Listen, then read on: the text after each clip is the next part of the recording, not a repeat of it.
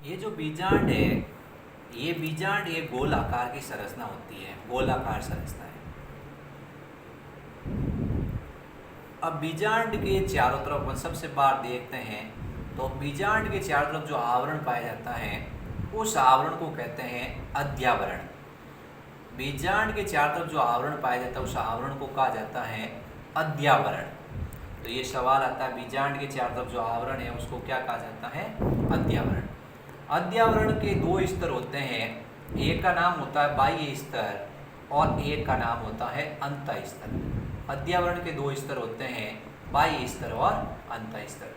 अब कुछ बीजांड ऐसे होते हैं जिनके अंदर अध्यावरण अगर एक होगा तो अध्यावरण का एक स्तर होगा तो उसको कहेंगे एक अध्यावरणी बीजांड। और अगर मान लो बीजांड के चारों तरफ अध्यावरण के दो स्तर है उसको कहते हैं द्विव अध्यावरणी बीजांड, द्विव अध्यावरणी बीजांड। और अगर इसके चारों तरफ अध्यावरण नहीं है, यानी बीजांड के चारों तरफ अध्यावरण नहीं है, तो उसको कहते हैं अध्यावरण रहित बीजांड। यानी बीजांड तीन तरह के हो गए अध्यावरण के आधार पर, एक अध्यावरणी बीजांड, द्विव अध्यावरणी बीजांड और अध्यावरणी रहित बीजांड।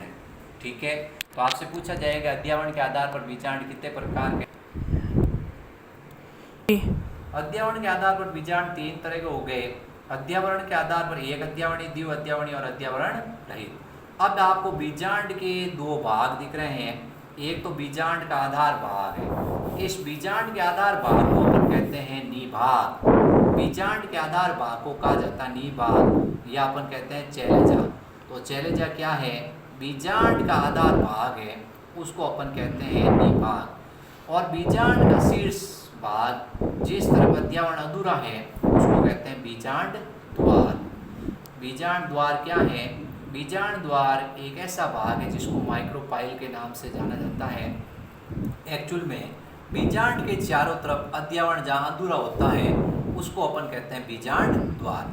बीजांड के अध्यावरण के भीतर की ओर बीजांड का मुख्य भाग होता है जो कि मर्दूतकीय कोशिकाओं का बना होता है, इसको अपन कहते हैं बीजांड काय। तो बीजांड का मुख्य भाग को अपन किस नाम से जानते हैं? बीजांड काय के नाम से जानते हैं। तो बीजांड के सबसे बाहर की ओर क्या हो गया? बीजांड के सबसे बाहर की ओर हो गया अध्यावरण। बीजांड के आधार भाग को क्या कह दिया? निभाग। और बीजांड के शीर्ष पर जहाँ पर अध्यावरण अधूरा है वहाँ एक छिद्र होता है, उसको कहते हैं बीजांड द्वार। अब अध्यावरण के भीतर की ओर बीजांड का मुख्य भाग होता है जिसको कहते हैं बीजांड काय। ये मर्दूतकीय कोशिकाओं का बना होता है। तो आपसे पूछा जाता है बीजांड का मुख्य भाग न्यूसिलस, न्यूसिलस का मतलब होता है बीजांड काय। ये कौन सी कोशिकाओं से बना होता है? ये मर्दूतकीय कोशिकाओं का बना होता है। अब बीजांड के ठीक मध्य में, अब बीजांड के ठीक मध्य में एक गोल आकार की संरचना होती है। इस गोल आकार की संरचना को कहते हैं भ्रूणकोश, जिसको किस नाम से जाना जाता है? भ्रूणकोश यानी एम्ब्रियो सेक के नाम से जाना जाता है। अब बीजांड की सभी कोशिकाएं, निभाग की कोशिकाएं और ये अध्यावरण की कोशिकाएं, बीजांड काय की कोशिकाएं, सभी कोशिकाएं द्विगुणित होती हैं। निभाग की कोशिकाएं, अध्यावरण की कोशिकाएं, सभी कोशिकाएं द्विगुणित होती हैं। लेकिन बीजांड के बीचों बीच में ये जो भ्रूणकोश है इसकी कोशिकाएं अगुणित होती हैं। ठीक है, तो आपको ये याद रखना। तो बीजांड के ठीक बीच में एक संरचना होती है जिसको अपन कहते हैं भ्रूणकोश यानी एम्ब्रियो सेक। ये जो भ्रूणकोश है, इस भ्रूणकोश की विशेषता होती है कि इसमें 7 कोशिकाएं और ये 8 केंद्र की होती है। सवाल आता है कि भ्रूणकोश में कितनी कोशिकाएं होती है और कितने केंद्र की होती है? इसमें 7 कोशिकाएं और 8 केंद्र की होती हैं। ये एक बहुत अच्छा क्वेश्चन है। अब निभाग की तरफ 3 कोशिकाएं होती है, निभाग की तरफ 3 कोशिकाएं होती है इसमें, इनको कहते हैं प्रतिमुखी कोशिकाएं। निभाग की तरफ 3 कोशिकाएं होती हैं, इन तीनों कोशिकाओं को प्रतिमुखी कोशिका या एंटीपोडल कोशिका के नाम से जानते हैं। तो निभाग की तरफ 3 कोशिकाएं होती हैं, उनको प्रतिमुखी कोशिका कहते हैं। और बीजांड द्वार की तरफ 3 कोशिकाएं होती हैं, जो बीजांड द्वार है उसकी तरफ 3 कोशिकाएं होती हैं जिनको कहते हैं अंड समुच्चय। इस अंड समुच्चय की विशेषता ये है कि इस अंड समुच्चय के अंदर एक कोशिका होती है अंड कोशिका और दो कोशिकाएं होती हैं जो होती है सहायक कोशिकाएं। तो दो कोशिकाएं हो गई सहायक कोशिकाएं और एक कोशिका हो गई अंड कोशिका। ये तीनों मिलकर एक संरचना बनाती हैं जिसको अंड समुच्चय कहते हैं। ये कोशिकाएं जो प्रतिमुखी कोशिकाएं हैं जो निभाग की तरफ हैं, और ये जो अंड समुच्चय है वो होता है बीजांड द्वार की ओर। तो ये भी सवाल आता है कि बीजांड द्वार की ओर कौन सी संरचना होती है भ्रूण कोश की, कौन सी कोशिकाएं होती हैं अंड समुच्चय। अंड समुच्चय की सभी कोशिकाएं अगुणित होती हैं और ये प्रतिमुखी कोशिकाएं होती हैं ये भी अगुणित होती हैं, यानी इसमें गुणसूत्र का एक समुच्चय पाया जाता है। फिर आपको इस बीजांड के बीचों बीच में एक ऐसी संरचना दिखती है जिसको द्विगुणित द्वितीयक केंद्रक कहते हैं, जिसको द्विगुणित द्वितीयक केंद्रक के नाम से जाना जाता है, जिसको कहते हैं द्विगुणित द्वितीयक केंद्रक। इसकी विशेषता ये सेंट्रल कोशिका के नाम से भी जानी जाती है, यानी इसको केंद्रकीय कोशिका भी कहते हैं, केंद्रीय कोशिका के नाम से भी इसको जाना जाता है। ठीक। इसके बीच में द्विगुणित द्वितीयक केंद्रक होता है। द्विगुणित द्वितीयक केंद्रक में दो अगुणित केंद्रक पाए जाते हैं। तो इस प्रकार इसमें केंद्रक हो गए 8, 3 केंद्रक हो गए प्रतिमुखी कोशिकाओं में, 3 केंद्रक हो गए अंड समुच्चय में और दो केंद्रक हो गए द्विगुणित द्वितीयक केंद्रक कोशिका में। अब ये जो द्विगुणित द्वितीयक केंद्रक कोशिका इसके दोनों केंद्रक मिल जाते हैं और एक केंद्रक बन जाता है। तो ये होती है द्विगुणित कोशिका। द्विगुणित द्वितीयक केंद्रक कैसा होता है? द्विगुणित द्वितीयक केंद्रक इस प्रकार, इसमें द्विगुणित द्वितीयक केंद्रक इस प्रकार द्विगुणित द्वितीयक केंद्रक कोश जो होता है उसको द्विगुणित होगा, शेष सभी कोशिकाएं अगुणित होती हैं। तो इसमें 7 कोशिकाओं के नाम पूछे जाते हैं भ्रूण कोश में।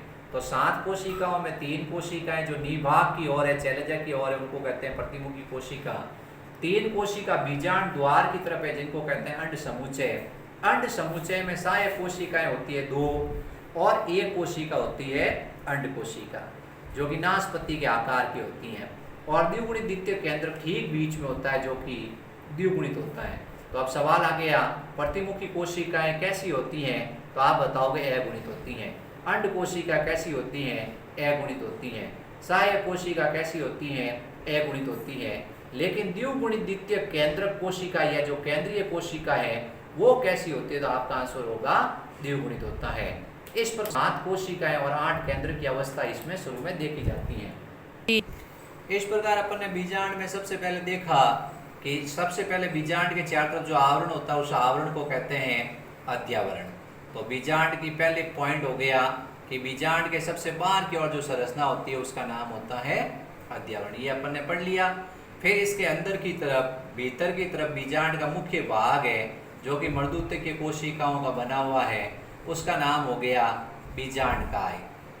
अध्यावरण के 2 स्तर थे, एक का नाम था बाह्य स्तर और एक का नाम था अंत स्तर। बीजांड के आधार भाग को अपन ने कहा था निभाग।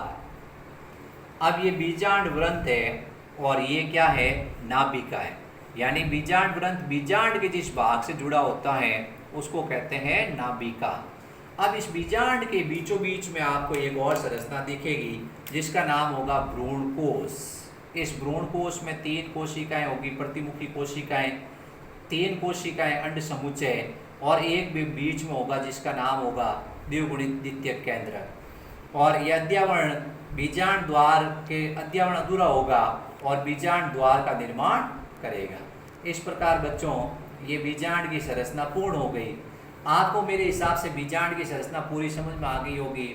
मुझे आशा ही नहीं पूरा विश्वास है कि आप लोग मेरे चैनल को लाइक और सब्सक्राइब करोगे, ज़्यादा से ज़्यादा शेयर करोगे। ये परीक्षा के अंदर आने वाला बहुत इंपॉर्टेंट सवाल है और इससे अच्छा मेरे हिसाब से आपको वेरीफाई कोई नहीं कर पाएगा।